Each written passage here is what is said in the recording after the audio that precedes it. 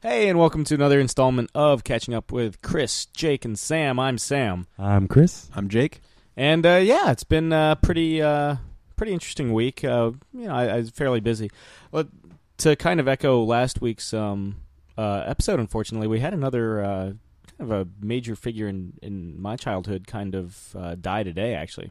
Yeah, just earlier today I saw an announcement of the passing Of Sir Richard Attenborough, who, if you've ever seen the first two Jurassic Park films, he's John Hammond, the old man that creates the park. If you've ever seen the 1990, I want to say 4 remake of Miracle on 34th Street, he's Santa Claus in that film. But before all that, I always remembered him as the guy that orchestrates The Great Escape in the movie The Great Escape with Steve McQueen. But so it's kind of a, condolences to the family. And do you guys have any favorite performances? He was also a great director. He won the Academy Award for Gandhi. Well, I think my favorite movie he directed was Chaplin. Oh, with Robert Downey Jr. Oh, as he Chaplin. directed that one? Yeah. I love that. And of course, I think we all grew up with, Jurassic Park. Yeah, I think that was the beginning of it. But yeah, of course, I think we watched Gandhi in school, I'm pretty sure. We did. That was one of those school movies in ninth we'd watch. grade, I watched Yeah. Gandhi. But yeah, Chaplin for me, I think, is definitely my favorite movie he directed, and probably my favorite thing he was associated with. I love Jurassic Park, but he had so much to do with Chaplin. Again, I always think of The Great Escape because we always watch those, older films before Jurassic Park. He was also in The Sand Pebbles, which is another Steve McQueen film where he was nominated for Best Supporting Actor for his performance in that film. So, yeah, it's kind of a bummer. Sorry to start you guys out on another low note, but we wanted to get that important bit of news and kind of reflection out of the way. Absolutely. So other than that, we've been to the cinema. Chris, you've been a couple times this week. Yeah, this week was a silver screen kind of week for me. First and foremost, let's get something that we can all talk about. We all, 3 of us together, as well as a couple of our friends, we all saw the second Sin City movie, A Dame to Kill For. That's right. Yeah. Yep.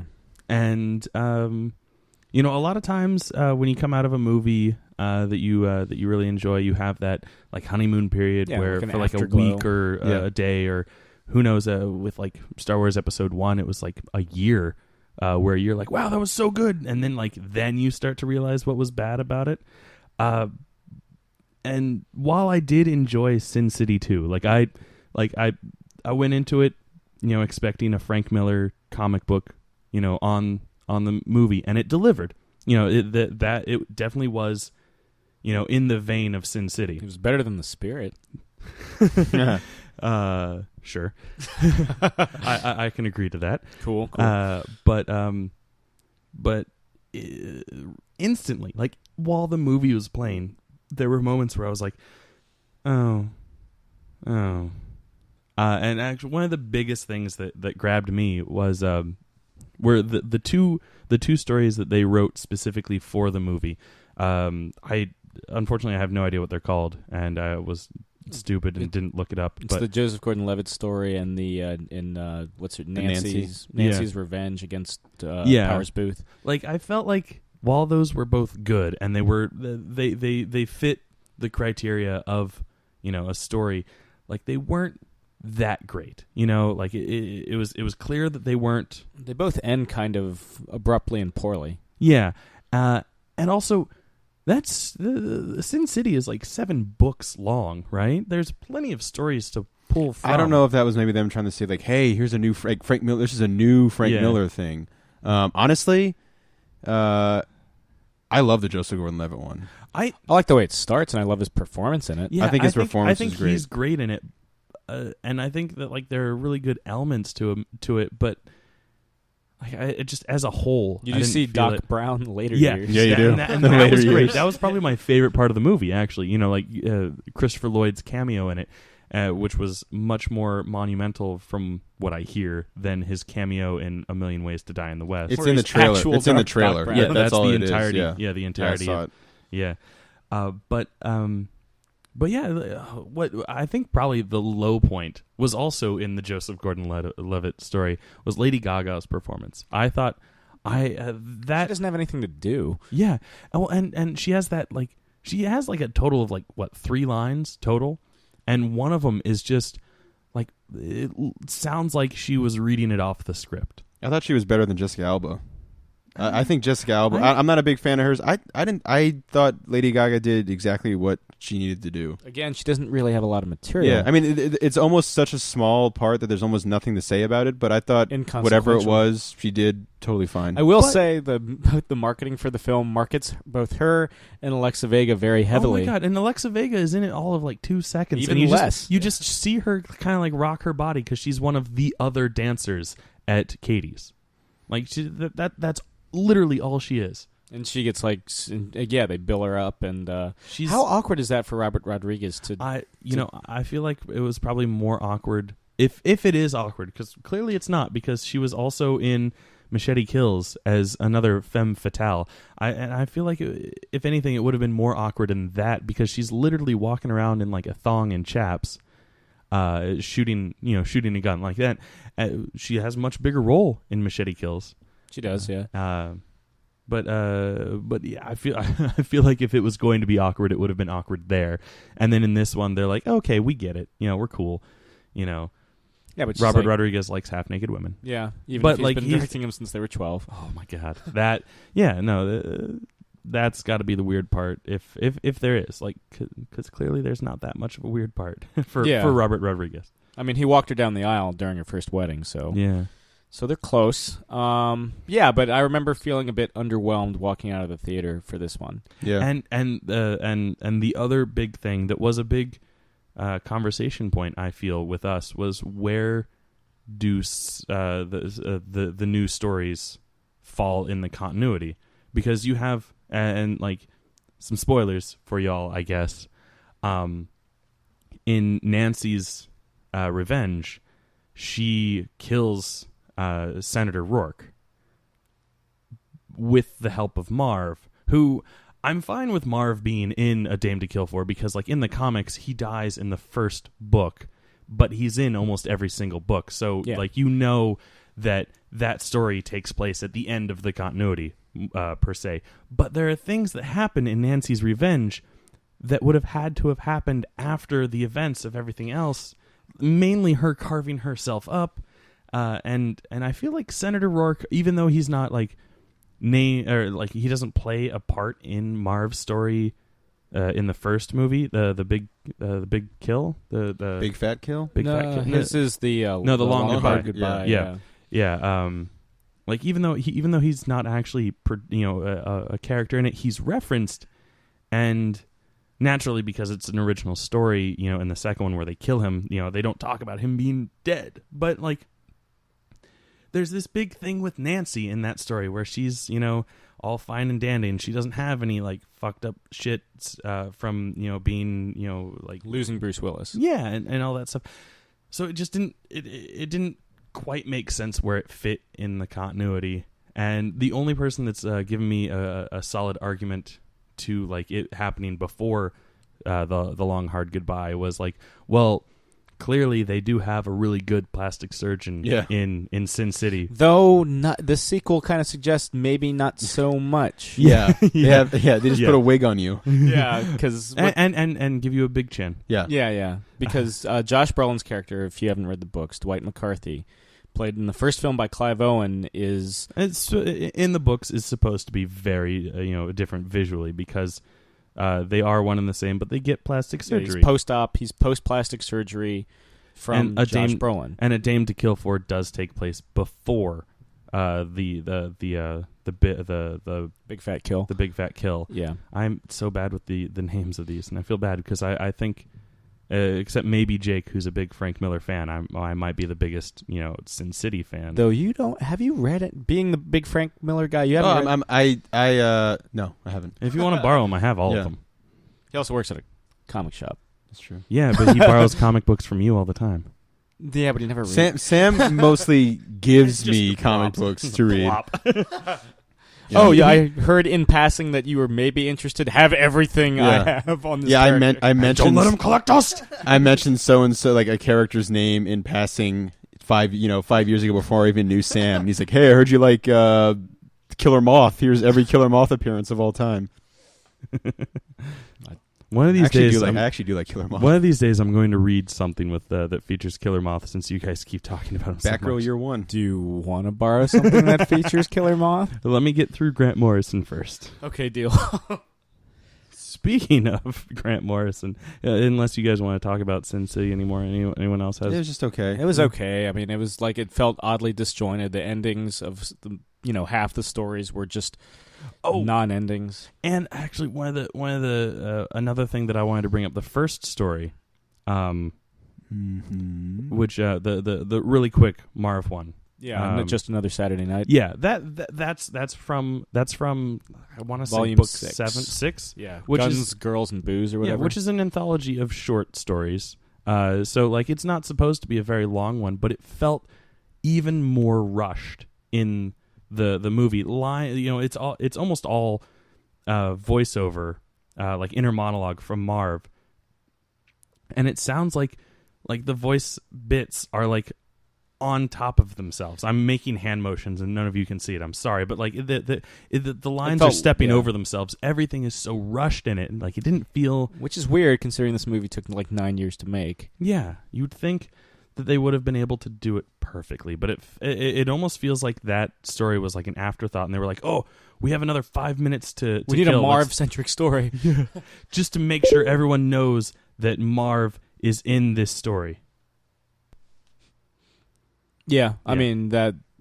Though just another Saturday night might be my favorite story. It's in the entire movie. It's a good story, and all in all, save for the fact that it's like a 10-minute long story that's shoved into a 3-minute. Because everything feels so drawn out, except for maybe Joseph Gordon-Levitt's story, which just kind of ends. I feel like Joseph Gordon-Levitt's story, except for the ending. Well, actually, even the ending. Like I feel like that was probably the best paced. Story. Like the titular Dame to Kill For story, it just drags at certain points. Yeah. You do see. Well, I remember rereading that in preparation for the movie, and reading it felt like it dragged. Like it's a slow story, and I feel like there's a whole center sequence that is not necessary. Like the first time that he infiltrates the house. Or maybe not the first. Well, the cop subplot, like the Christopher Maloney getting seduced subplot, doesn't really go anywhere. Exactly, and it's totally unnecessary. Well, it's like also we already know her power over men, and it's just they're just showing it again. Yeah, if you want to see awkward Christopher Maloney sex, then I mean, it's pretty good. It's almost as good as the Ray Liotta. It's almost as good as Ray Liotta sex. Oh my god, Ray Liotta's first. Or only. Well, I think Sam turned to me right after the movie was over, and he's like, "I don't think that was scripted. I think they just rolled up on Ray Liotta in real life and said, roll camera, make it black and white." Yeah, I mean, it was. Well, can we talk about our favorite thing about Sin City 2? Our favorite thing about Sin City 2. We should have seen it in 3D. Is that? Well, no. Another favorite thing. We're not that 3D thing. Oh. Is the senator has a picture of his kid. Oh yeah, who happens to be that yellow bastard from that from the first film. Yeah, the first film. The story That Yellow Bastard. That Yellow Bastard, starring Bruce and Willis. you would think that he would have we know why. Like it's funny. It's just fun to make fun of it, but we know why. Well, and it's also easy for the viewers to be like, "Oh, he's the father of the yellow guy." Of that yellow bastard. Yeah, if they had a picture Instead of Nick Stahl with that long creepy hair, Nick Stahl looking guy. But you would think they would have had a picture of his son before he was that yellow bastard, but he doesn't only have one. He has a small one on his desk, and there's a great scene when he's like, "My son could have been president," and it looks like a a J.C. Penney picture of that yellow bastard, and then it zooms out, and there is a huge portrait of the same picture of that yellow bastard. It took me a minute, but I figured out wow, that's literally just a screen grab from the scene where he's in the jail cell taunting Bruce Willis. Yeah, and I wanted to lean forward and look at you guys and just be like, "What? You fucking seeing this?" There was a couple times where I kind of I certainly heard you and Chris and Josh kind of be like, "The fuck is going on?" And there were certain times where I would just kind of say something under my breath. I don't know if you guys ever heard me be like, "What the fuck?" No, the stuff with that yellow bastard. Afterwards, we were meeting at IHOP. And Sam and I were driving together, and the whole way there, we were just laughing our asses off at that yellow bastard. So and actually, Dickless Wonder, that Yeah, yellow that's bastard. my dickless life. The story of that yellow bastard. I'll be right back. Yeah.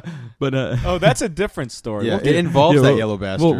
We'll get to that. But actually, when Josh Brolin, Dwight, gets the plastic surgery to look like Clive Owen, for whatever reason they didn't get Clive Owen back to reprise the role. was So they just had, pregnant. I guess, which is why Devon Aoki was not in the movie. Or Angelina Jolie was originally supposed to play Eva Green's role, but her pregnancy is one of the delaying factors. So you have Josh Brolin in just like a shitty It was Clive Owen wig, and like I was sitting next to Josh, our friend Josh. He has never read any of the Sin City books, so I made like a passing comment that like, oh, that's supposed to be Clive Owen's character, and then like you see him all bandaged up like Hush, and like it's clearly not Clive Owen, even though it should be, and I'm like, huh. What's going on? Well, okay, maybe they're just making it easier for the audience, while he's bandaged up, and like they haven't had the big reveal yet. Okay, and then he takes off the bandages, and it's just Josh Brolin in like almost like a 90s like skater punk wig. Yeah, I feel like he should be an extra on like Saved by the Bell. Yeah. And so from then on, from our end of the row, all you hear every time it cuts to Josh Brolin wearing that stupid wig is just Like, from me. even like the most fucking like serious scenes, it's still him wearing like this just scene-stealing wig, scene-stealing for all the wrong fucking reasons. Yeah. Well, I just remember my first thought was, we're doing this? We're going with this. Just There's roll no, it. there's Just no roll turning it. back now. 9 years ago, they'll forget that Clive Owen's a thing. But yeah, so to cut back to that yellow bastard anecdote.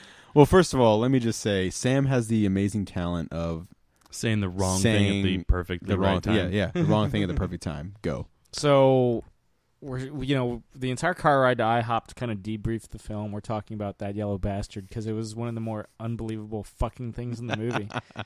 And so we're sitting in IHOP. We got this really friendly kind of like, how in diner sequences you've got like in the movies you've got like this really stereotypical like down home country nice like the lady that should have played Lady Gaga's character. Yeah. So Yeah. this like really like friendly, warm, middle-aged character, woman. She's not a character. She's an actual person. She's real. And so we're sitting there and we're discussing the film, and our friend Josh can't seem to. He's like, so how does this contradict the comic book graphic novel continuity? And I was like, it's an adaptation. So the graphic novels, they're inspiration, but they don't inform the story. They don't exist. It's its own universe. Yeah, so take the graphic novels and take them out of the equation and just stick them up that yellow bastard's ass. I happen to say this as our kindly down home server is walking up to the table to make sure everything's all right, and she's just like, I'll be right back. And I was just And she was never the same. she was Never. never the same. She was so nice. She was so nice when she brought you your chocolate pancakes with chocolate chips. and frosting, yeah, but it was And she was like, oh, we used to have people order that with chocolate syrup. yeah, I And was then she was just, I'll be right back. yeah. Here's your fucking check, you freaks. Yeah. You Racist yellow bastard. If anyone hasn't actually seen me, I'm actually like half Asian, so I'm kind of a So super racist. yeah. But the thing is, that yellow bastard, he isn't even Asian. He's just a yellow man. He's a yellow bastard who's dickless. Yeah, he gets his dick ripped off by Bruce Willis. And his biography is My Dickless Life. Yeah. So that was one of the more embarrassing experiences I've certainly had. I'm thinking about like more awkward, like embarrassing things. Like I remember once in 7th grade, how in school they would have you read from like textbooks. Like you would read for the class and you would like bump it to another person. They would read another section from whatever the text that you guys were going over in that class. And so in 7th grade, we're learning about Bump it. I hated that. Yeah, we're learning. Me too. We're learning. Bump Jake. Yes. We're learning about Bump Jake. He doesn't know how to read well. Bump that yellow bastard. we were I learning don't know how about to read that well either. taxonomies in 7th grade. In 7th grade science. and I get to the word genus, which of course sounds a lot like penis. Tee. And in 7th grade, that's all it takes. Yeah. Oh, I got a similar. Keep going. For me. And oh, we know how much it takes for you. yeah. So I laugh for like a good 10 seconds. I can see it in my head. Nobody else laughs. Yeah. And the I kind of... I can see you doing that right now. Yeah. Like not even 7th grade. I regain my composure, and my sister... Or my sister? Your My sister my was your sister teacher. teaches 7th grade, even though she's Anne's like... there like, what the fuck are you doing? Yeah, And 3 then years slaps you younger across than your face, and you're like, oh, she slaps like she smells. Like the the Predator. But the... yeah, she just kind of turns to me and she's like, "So, are you good? Can you continue?" And I was like, "Yes." I remember this is 9th or 10th grade. Yeah. Same kind of thing. We're like reading this play, and I'm reading ahead because I actually am like a terrible reader, especially out loud. And so I was to make sure like I knew like kind of run through everything. And I come across. I swear to God, this is all real. Like this is a real. I wish I could remember the name of the play, and I'm reading ahead, and the guy grows a beard in the play, and his name's Richard. And he goes, "From now on, call me Harry Dickface." And I'm reading it, and I go, "Oh no, I have to say this out loud." Like and it was like an old play, so it wasn't like meant to be Harry Dickface. And I'm looking at the clock, and I'm like, it has to go faster. Like it's gonna be the lunch break. I'm like, oh my God, like people need to like you do something, some kind of. And it gets to me when I have to say the line Harry Dickface. And I'm still like laughing about it now because I get to it and I go, "From now on," and my voice goes, I go, "Call me Harry Dickface," and I started laughing hysterically, and nobody laughed. And I turned around at my friend, who's we were on the same baseball team, and I turned around and looked at him like thinking he had my back, and I looked at him and I was like, and he looks at me like he doesn't laugh, but the look in his face is, "Dude, what the fuck? It's not funny." And I'm like. But I will never forget. Like it was this shaking, crying, laughing. Yeah. For me, it was just like, and then after phylum, you've got the genus. I'm looking around for like approval, and there's none. Yeah, same thing, man. It was the loneliest feeling in the world. Oh, I was laughing so hard. There was one time, my senior year of high school. I was in theater, and I was. We were performing a play. Oh man, it was such a good play. It was something with rooms or something like that. Mm-hmm. There's a movie adaptation starring John Ritter, and it was really good. But my character had to say, "Oh fuck a duck." And like, of course, we censored it. We weren't going to say it. And ultimately, it actually didn't even get performed because they pulled the rights for it because it was like being done on Broadway at the same time. But the first rehearsal, we're reading through the script, and like I'm reading ahead because I didn't have that many lines. So I was like, okay, I'm just going to read ahead, look at what all my lines were, and I just see like the phrase "Oh fuck a duck," and I was like, oh. And like I'm laughing while they're like a page behind me. Yeah. And our teacher, Mr. Rogers, is like, "Chris, shut up," because he knew exactly what I was laughing at. Because like there were a couple like colorful language peppered in the script, and he like every single time he's like, "Shut up, shut up." Can I tell you? And Chris, you'll appreciate this. Sam, unfortunately, we didn't go to the same school. One time. It's the Mr. Rogers story. Mm-hmm. I was taking theater with him, and I really loved this class. But I was a senior, and it was like a class full of freshmen, so it was kind of just me and just having a good time, whatever. And we, skipped some classes that day, and we were at Taco Bell, and we were coming back, and it was me and 3 of my friends in the car, and I was in the passenger seat, and we're at the stoplight, like right out by the colonnade. And I look over, and Mr. Rogers is in the car next to us, and he looks up at us. And we look back at him, and he goes, "Hey, aren't you guys supposed to be in school?"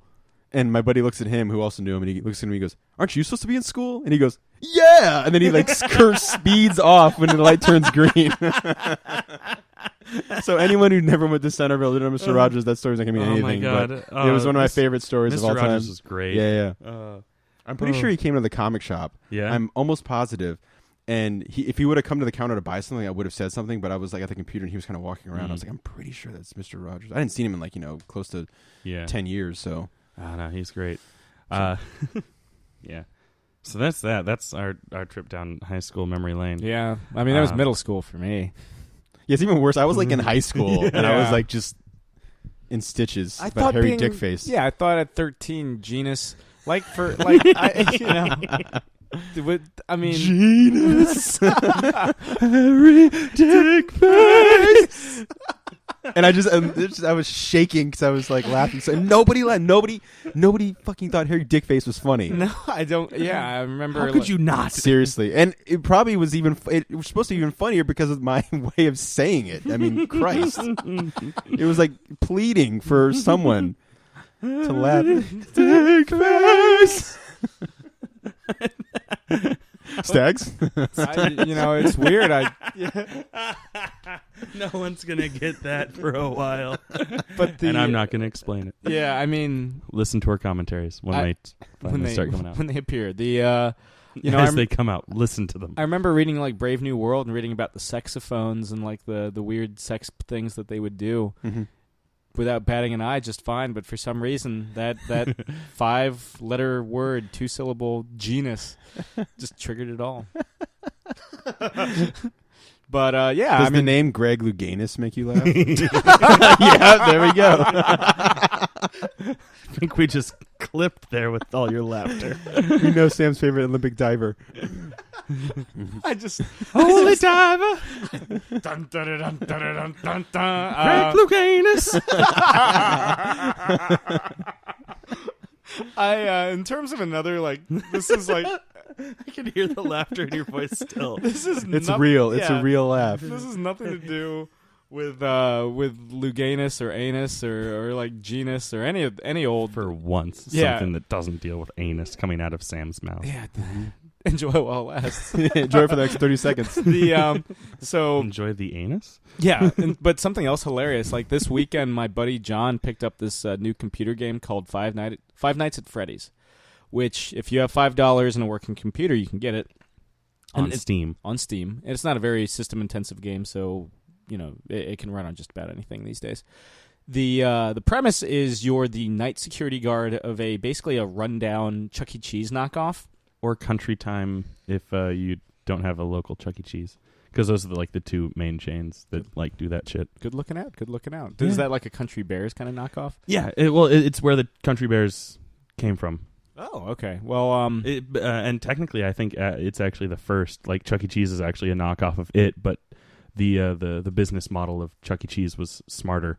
Like I don't think Country Time Bears or whatever the Jamboree, Country Bears Jamboree. That's Right. what it's called. Mm-hmm. I don't think they had the arcade attached to it. I think it was just a restaurant or something with like that. animatronic bears. Yeah, and they would basically do the exact same thing that they do at Chuck E. Cheese, Minus the ball pit. Yeah, well, yeah, and that's what I'm saying. I think it's just a restaurant, so therefore they weren't as popular because you could just throw your kids in the ball pit, or have them play the the ski ball, Yeah. or the Throw your kids in the ball pit until your food's ready. Yeah, exactly. Just did you guys? I don't know if you were young enough when you moved here, Sam. Discovery Zone? No, although Discovery Zone, yes, but no, at Potomac Mills. If you went to IKEA, they used to have a ball pit there Yeah. that your parents would throw you in while they were shopping.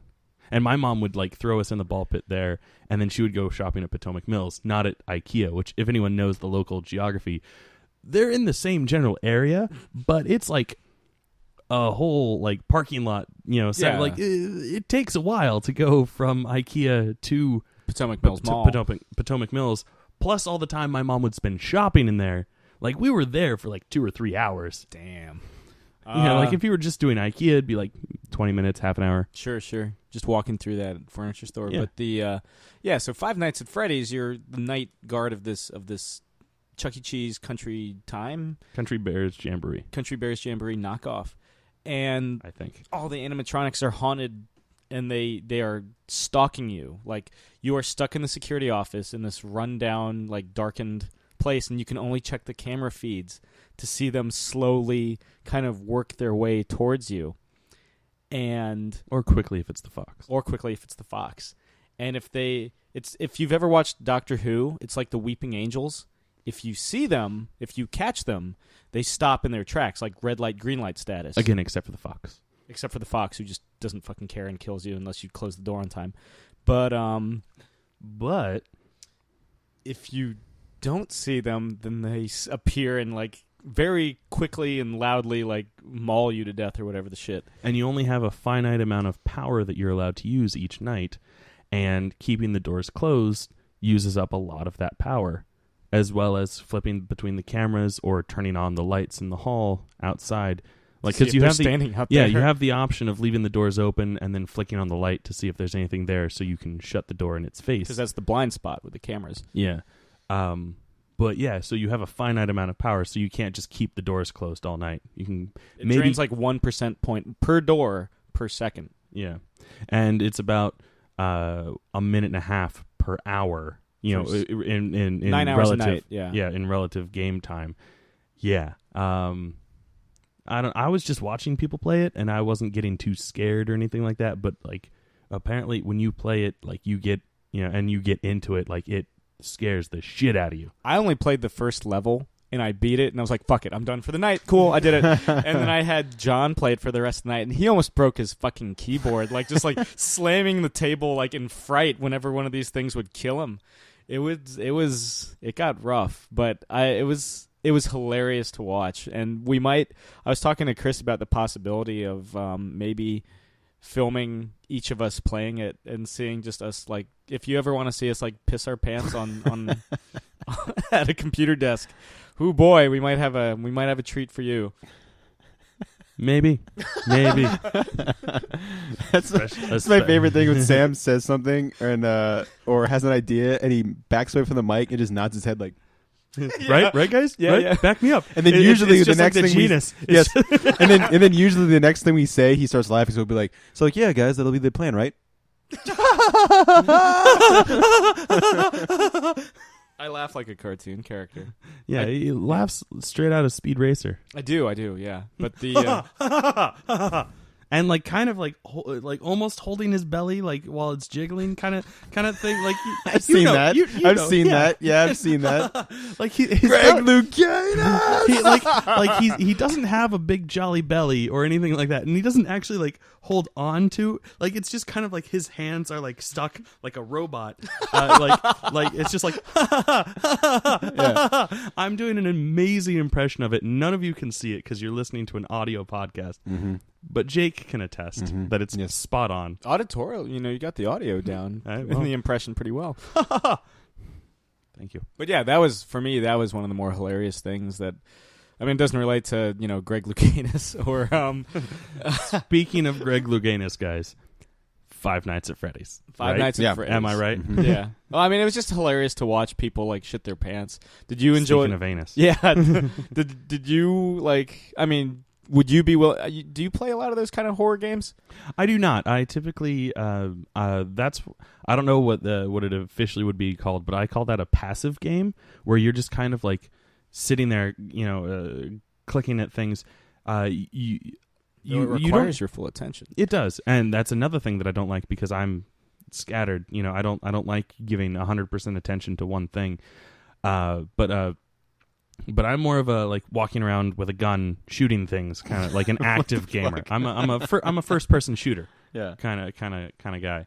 I like shooting people. Like that's why like Left 4 Dead is like one of my favorite games of all time because it mixes first person shooter and zombies, which is something that I tend to have a thing for. What about third person shooters like say Resident Evil? For whatever reason, I prefer the first person angle, but I have no quarrels with it. Okay. I mean, I've never played Resident Evil specifically. I've only ever watched the movies, and I do enjoy the movies. I have a love for Paul W.S. Anderson. He's my favorite Anderson director. Because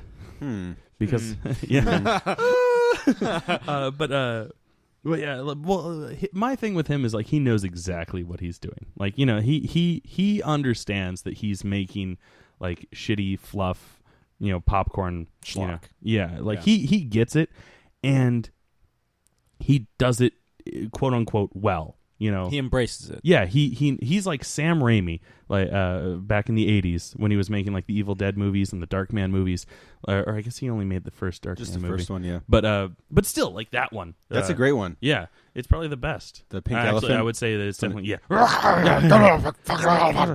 Drag Me to Hell. Drag Me to Hell's awesome. Yeah, I like Drag Me to Hell. Yeah, that was that was kind of a return to that like 80s fluff that he was doing. I think it was to kind of like it was a palate cleanser from the studio. Spider-Man 3. Studio mandated Spider-Man 3. Yeah.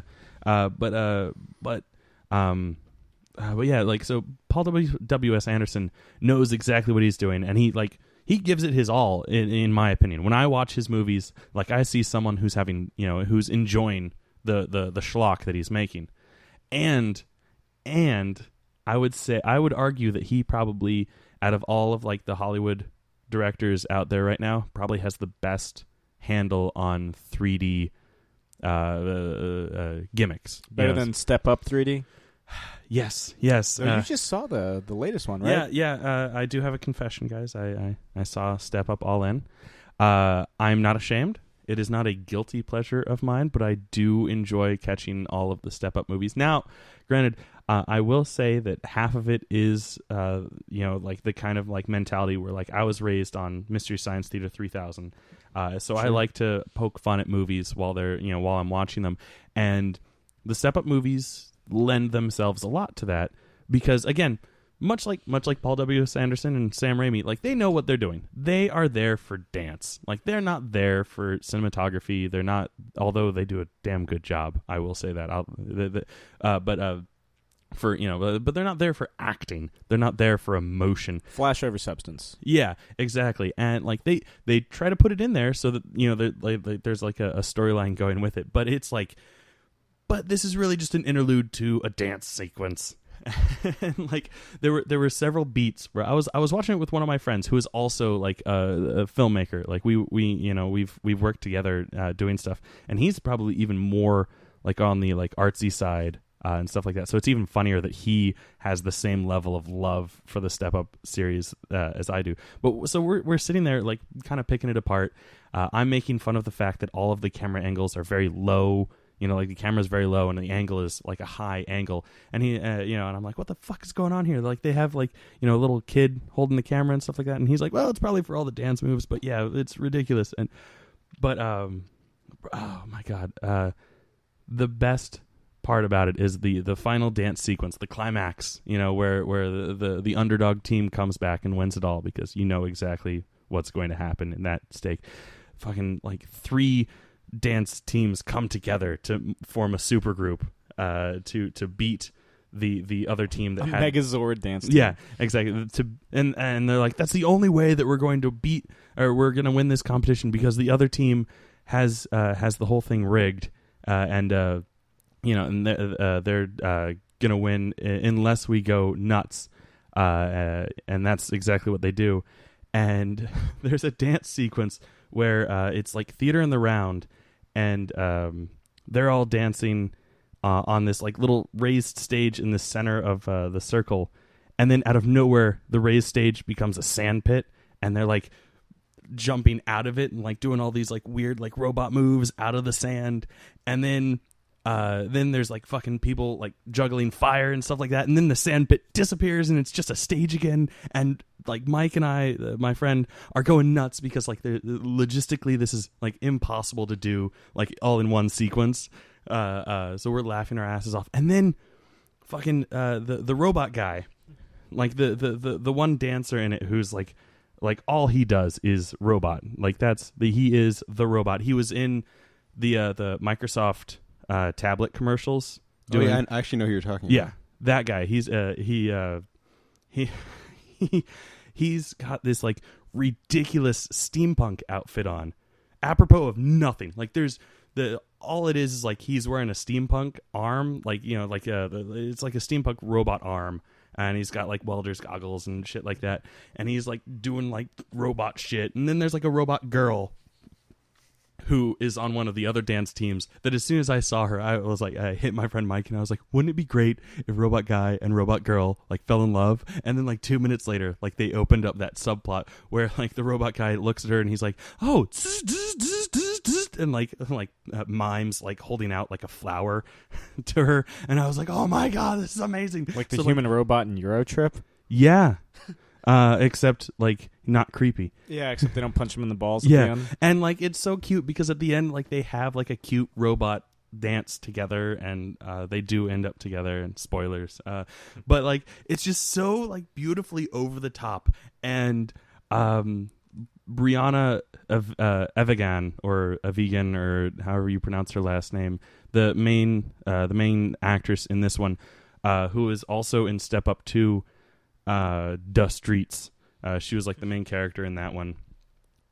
She is so hot, and she apparently doesn't know what a full t-shirt is because her character only wore like sports bras and like button-up shirts that weren't buttoned at all, and then like sweatpants that were rolled so far down that like a Brazilian would be like, "Whoa, girl, you're showing too much skin."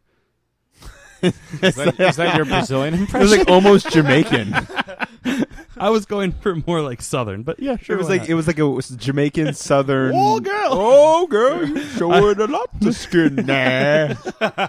Mon. By the beach. Exactly. So it all comes back to Louganis. Yeah, but yeah. So I actually watched. Shortly after, I was like, I'm going to look up what else she's in. She's in Brianna. I actually watched a movie just because two movies the other day, just because she's in it and she's hot. There was a horror movie called Sorority Row, which is terrible. Is that the one where Carrie Fisher's like in it? Yeah, she's the house marm. Yeah. Right, yeah. And she at one point she's like wielding a shotgun. She's like, "Stay away from my girls." Boosh. That's a pretty good Carrie Fisher impression. I know, but that's basically how she sounds in the movie. Like she has a like not throughout the whole thing, but she definitely throws on one for that scene. She's like, "Stay away from get off her, you bitch." Yeah. Kind of scene. Nice. Yeah, thanks. And like it was one of those like horror movies that like goes on the same trope as like I Know What You Did Last Summer. Yeah. But the killer didn't was very liberal with who they were killing. Like the killer was just going around killing random people, not just the 5 sorority sisters that were involved with killing one of her other sisters. And I was like, what the fuck there's no rules to this. Just an excuse to like go on an indiscriminate killing spree. Yeah, but lots of boobs. So if you like boobs, go ahead and check it out. I did see Sin City: A Dame to Kill For. That's right. Yeah. Sin City 2, Eva Green's boobs. Yeah. And then the other one was the Devil's Carnival. Brianna's in that one as well, and that was pretty bad as well. It's made by the guys that made Repo: The Genetic Opera, and they make sure you know that because it's as much as I didn't like Repo: The Genetic Opera. I know. Everyone's pissed off at me because for some reason everyone thinks that it's an amazing movie. But for as much as I didn't like that, I liked Devil's Carnival even less. Like the only thing I liked about that movie was that Brianna was in it, and that she actually had her segment was actually kind of pretty interesting. But yeah, overall it was just terrible. Terrible. Very bad ripoff of Aesop's Fables. Oh boy. Kind of like, what was it, the ABCs of Death? Sure, yeah. It's on Netflix. It's another like compilation anthology horror film. And it's pretty bad. I'm not the biggest. Well, the interesting thing about that is like each segment's written and directed by a different group of people, right? I believe so. Or is that Masters of Horror? No, I think ABCs of Death did that too. How's that? Yeah. So, Jake, what have you been up to? Have you been playing any horror games? Now that I've been talking for almost the entire show. What day is it? I've been reading this book, Inhumans. Yes. And thank you, Sam. yes, indeed you have. Yes, yes. It is a book. It has pages and pictures. They originally started out as Fantastic Four characters. Yeah. Stanley and Jack Kirby. Well, that's all Jake was going to talk about, so thanks a lot, Sam. Dick. I got nothing.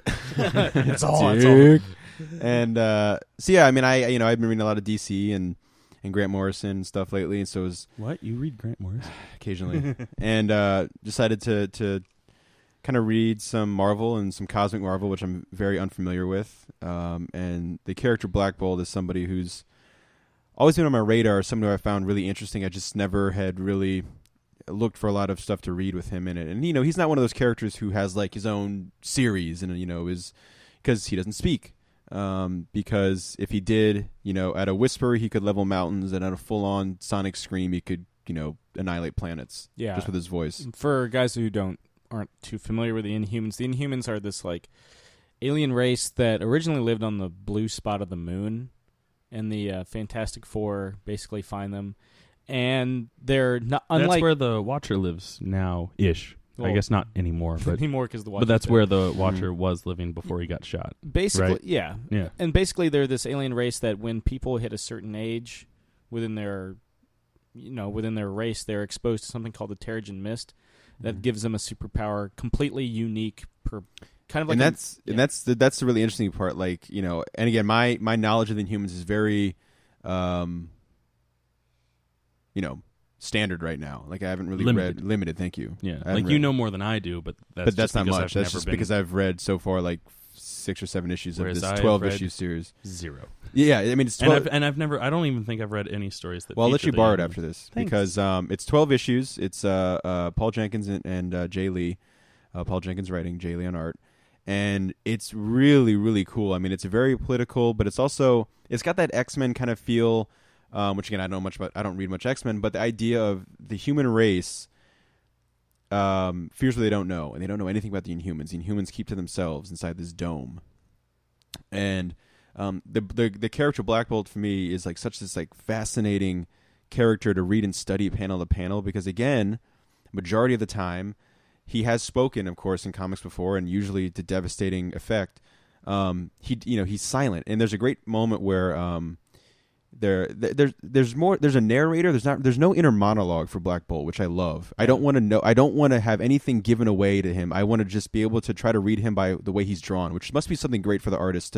They're really in control of the character Black Bolt. I'm sure the writers and them have something to say, but Sam and I were talking about there are panels where he's almost signing, and then he'll put his hand up, point to another character, and he's the king of the Inhumans. He is the Mac Daddy of the Inhumans. And so his superpower, if we haven't like explicitly said this, one of them, he's also got like super strength and can fly and stuff. He's like basically Superman minus like the heat vision and the freezing frost breath stuff. Yeah, his thing is he can't speak. It's not that if he can't control this. If he speaks, the sheer power of his voice, even at a whisper, as you were saying, can like knock the Hulk to the other side of the moon. And that's fucking badass. Yeah. And like that's why he has to sign and stuff. Yeah. And there's a great moment in the Inhumans book, and I'm not going to go into the plot because I haven't finished it yet, but definitely check it out, take a look at it. I think if they are planning on making this franchise that Marvel's planning to make the Inhumans the next big thing, they should start right off the bat with this Paul Jenkins Jay Lee book, because it's a great jumping on point. Again, I was telling Chris, you don't have to know anything about the Inhumans. Like, I really didn't know too much, except a little bit about Black Bolt, and you'll be fine. But there's a great moment in the book where it shows him meditating before he goes to bed, and he meditates an hour before he goes to bed every night. So he has no thought in his mind when he sleeps. So that way, when he's sleeping, he doesn't let out any, like a peep. He doesn't let any noises out, a snoring, anything. Because if he snored, fucking, done. So it's any kind of noise. That any comes noise out of his mouth. Sneezed. If he sneezed, we'd be fucked. Yeah. So there's a great moment in my first exposure to him was in the Ultimate Alliance game, the first one. And, in that game, there are certain characters, if you have them talk to certain characters throughout the game, there's, like, special dialogue that they have. And for Deadpool, if you talk to Black Bolt, Deadpool tries to get him to say the word spatula over and over again. Because he thinks it's hilarious. Like, he spells it out for him. He's like, come on, spatula, say it. And it's funny, the dialogue bubbles, or the dialogue blurb for Black Bolt is just ... He doesn't say a word. Yeah. And he also has this really great, awesome, giant teleporting dog named Lockjaw.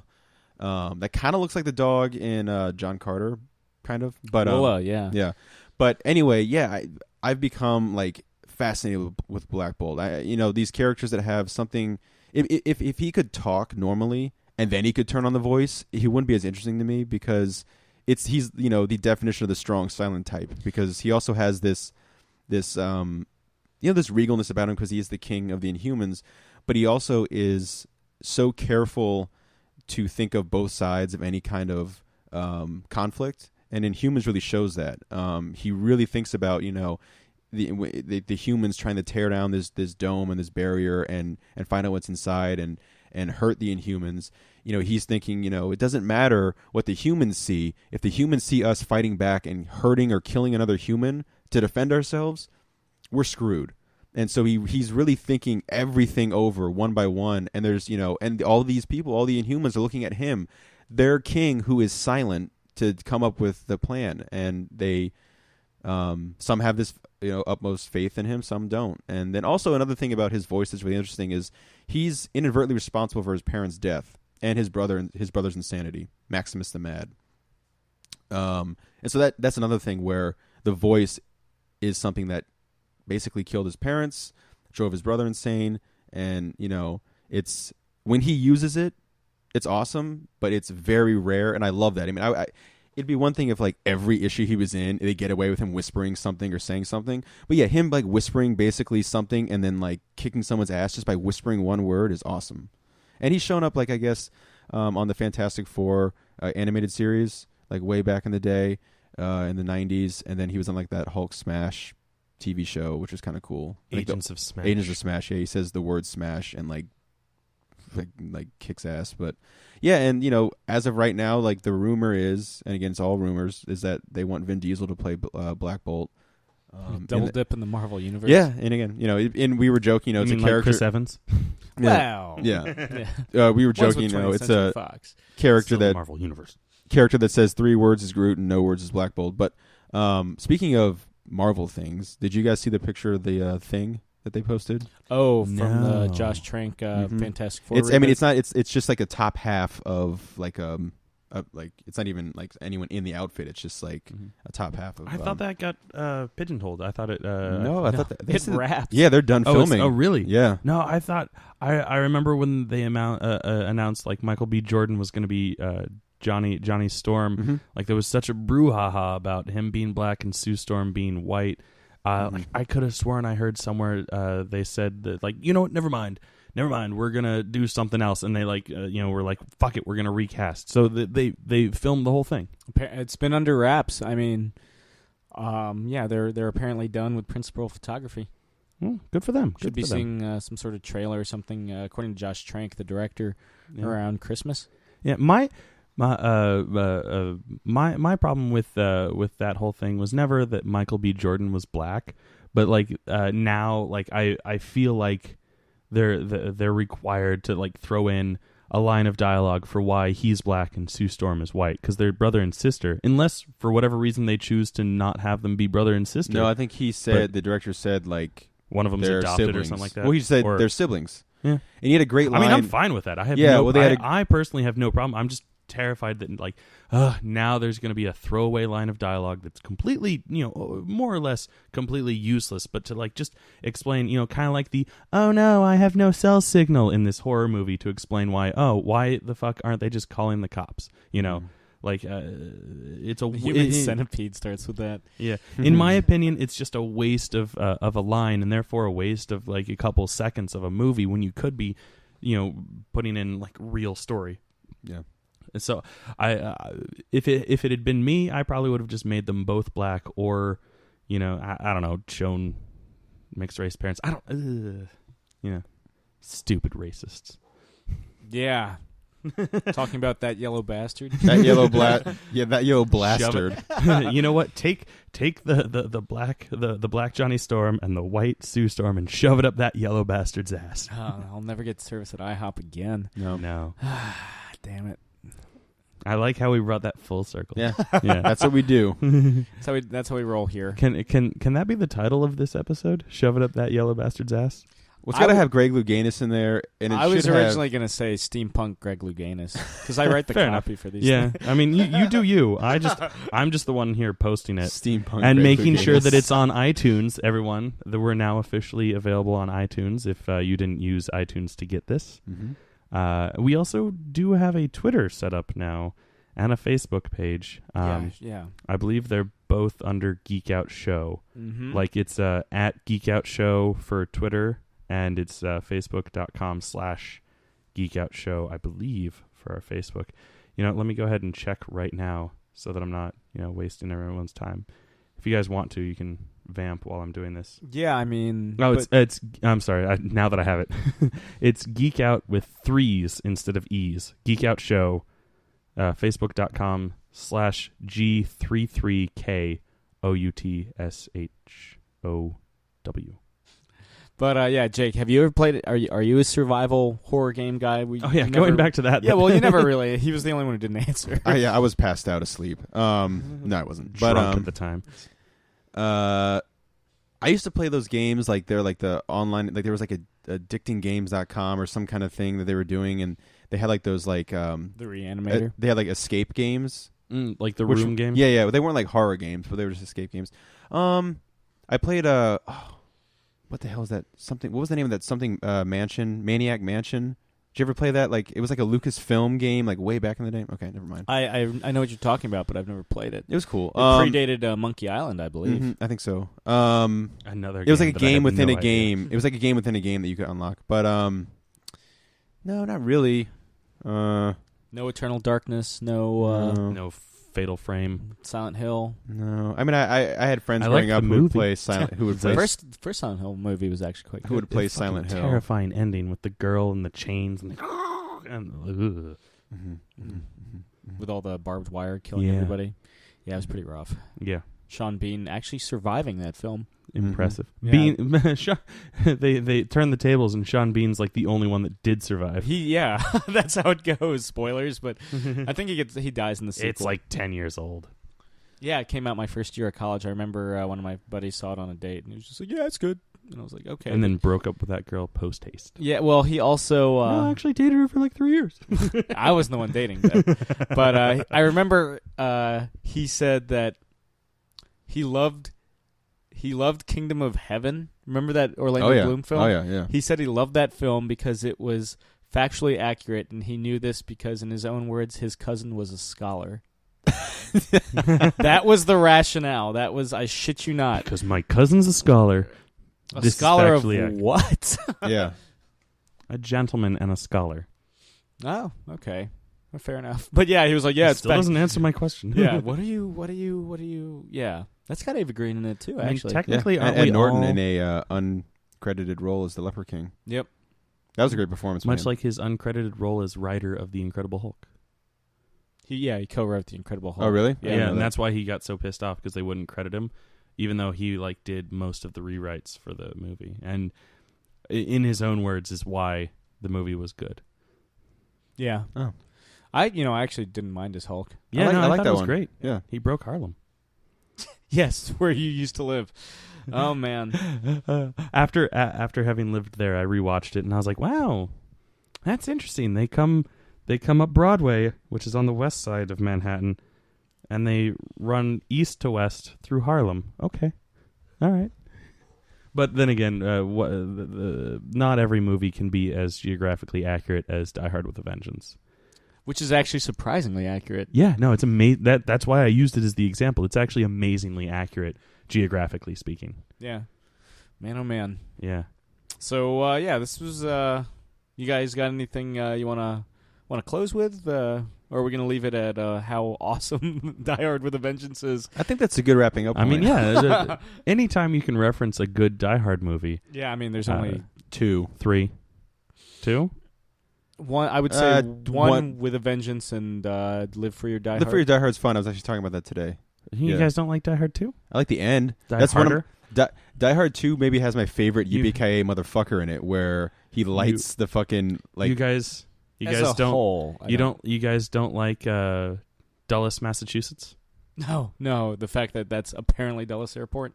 No, I mean Die Hard. Not 2, even the exteriors are Dulles Airport. Yeah, it's just a shit show. Of a Which, film. by the way, is the airport closest to us, so that's why we can laugh at it. Hell, even if it was like fucking Atlanta Hartfield. Well, I'm just saying, like, well, I don't know. I barely know what Reagan looks like. All right, but he was like, a very old man. I mean Reagan International Airport, not international. It's a very wrinkly. No, Reagan. I'm sorry, Reagan National. It's not international. That's why it's it's a very such a wrinkly tiny airport too. Yeah, Well, your flight's arriving on gate 3. Still better than BWI. Give one to the Gipper. Even though he didn't say that line in that movie. It's from a movie that he was in. Yeah. I forget which one. Newt Rockney, All-American. Sure. Wow. I don't even think he wasn't even the Gipper either. Like he didn't say the line. He's literally dying. And The he's Gipper like, is the win dying one and, for like- the Gipper. Yeah, he's just on the football team because it's a coach giving a speech, like a halftime speech. It's a deathbed speech. Oh, was it a deathbed speech? I thought it was. Oh during yeah. the game. Oh yeah. No man. It's still like the coach is pumping up the team to play this game. That the Gipper, who is one of their teammates, Rockney All-American. Sure, yeah. He's on his deathbed, and they're like, well, let's win this game for this guy, even though I'm kind of doing my Ronald Reagan again. But I'm going to be president one day. And governor of California in between. Yes, just like Arnold Schwarzenegger. Yeah. But Except he can never be president unless Demolition Man proves true, and we pass the amendment to allow him to become president. Because that was a subplot. Well, not a subplot. That was a throwaway line in Demolition Man. an Easter egg. The Schwarzenegger. That's not even an Easter egg. Ugh, that term gets thrown around way too much. Sorry, that's a personal thing. That's a pet peeve of mine. It's not an Easter egg. It's a throwaway line. It's a goof. So an Easter egg has to be like a legitimate like payoff. There has to be something. Or something that you find. Because it's an Easter egg. Like Howard the Duck in Guardians of the Galaxy. That was an Easter egg. The Dark Elf, played by Doug Jones. That was an Easter egg. An Easter egg. Yeah. But Doug Jones! But referencing your friend in a script as a meta moment is not an Easter egg. Here's a question. Is Sylvester Stallone Terminator 2 an Easter egg or a throwaway gag? That's a throwaway gag.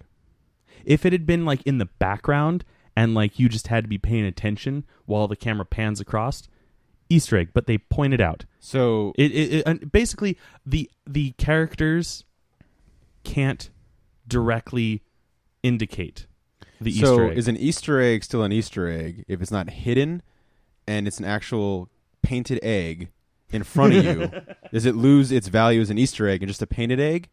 I'm talking. But then if you hide it behind a rock, then it becomes an Easter egg. If it's just sitting there, it's a painted egg. Okay. But it has to be hidden for it to be an Easter egg. You have to find it. So I'm sorry. For those of you that have seen Guardians of the Galaxy, if you haven't and you don't want spoilers, skip this part of the podcast. But pause it and watch the Mad Max trailer. Exactly. My referencing Howard the Duck being an Easter egg in Guardians of the Galaxy was yes and no. The first scene, or one of the first scene where the Guardians go to the Collector. And you can see Howard the Duck for like 2 seconds. That's where he's an Easter egg. The end scene at the end of the credits, that is not an Easter egg. That is a gag. That's a fucking goof. That's like, oh, hey, look, that's a cameo. That's what it fucking is. It's a cameo. Sorry, I'm a filmmaker. The ship means stuff to me. Fair enough. But to take it back to the Last Action Hero example, that was always weird to me. Because we're in a world where clearly Robert Patrick is still fucking T-1000. Yeah. Shouldn't there be a Schwarzenegger Terminator walking around? No. And on that, we'll end the podcast. That mystery is how that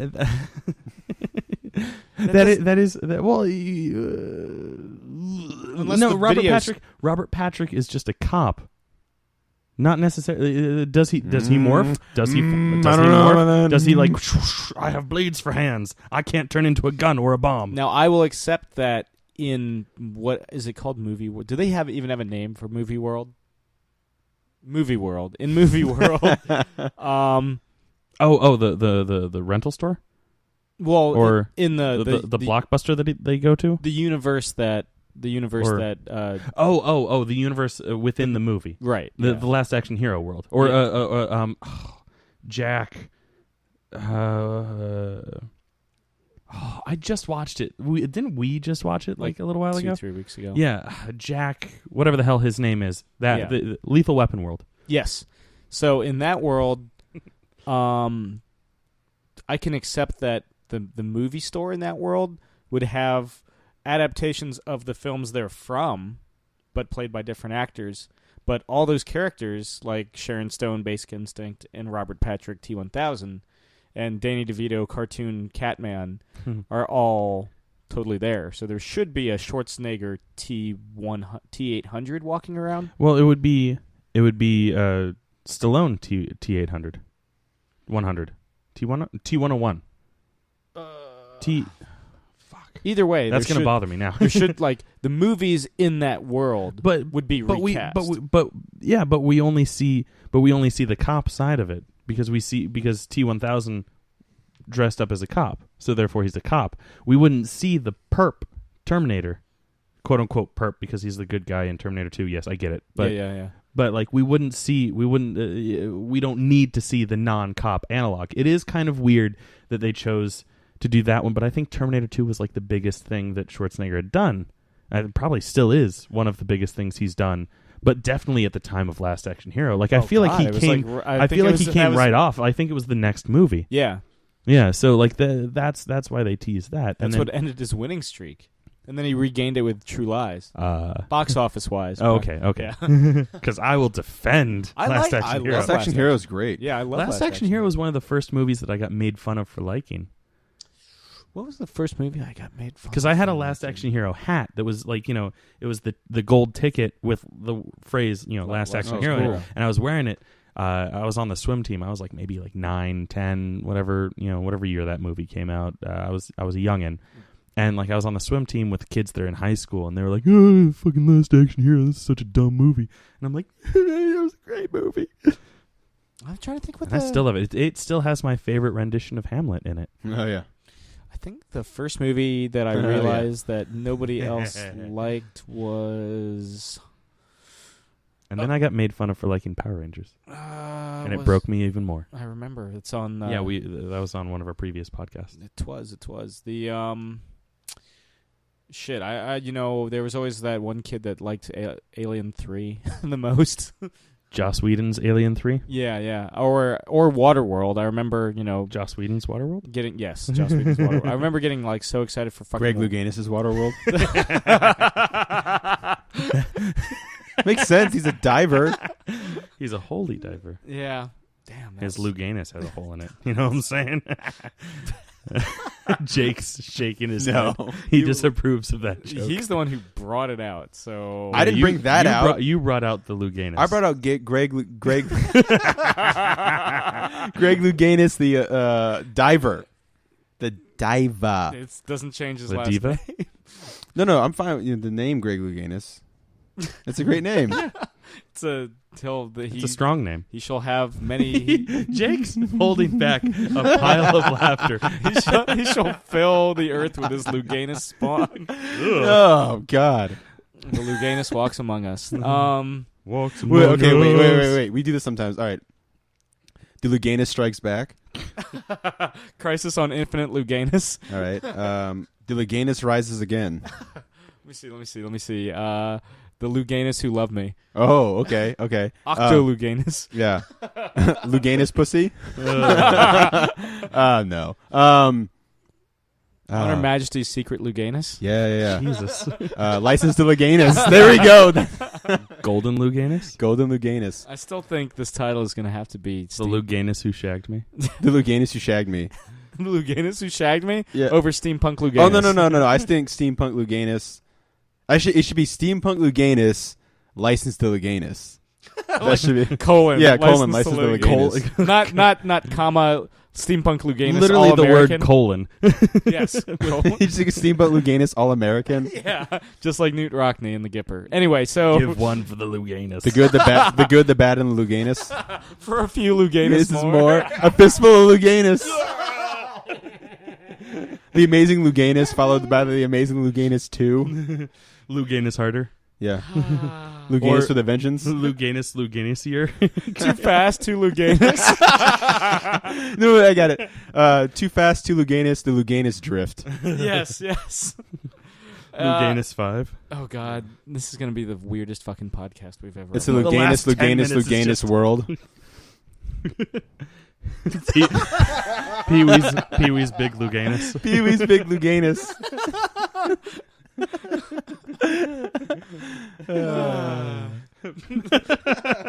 Louganis forever. The Louganis menace. Louganis to the future. Yeah. Yeah. So, it's been another installment of catching up with Chris, Jake, and Sam, and Greg Louganis. Yeah. And, that's... Thank you very much for listening. Good night, Eric Bana. Bye. Chicken of Africa.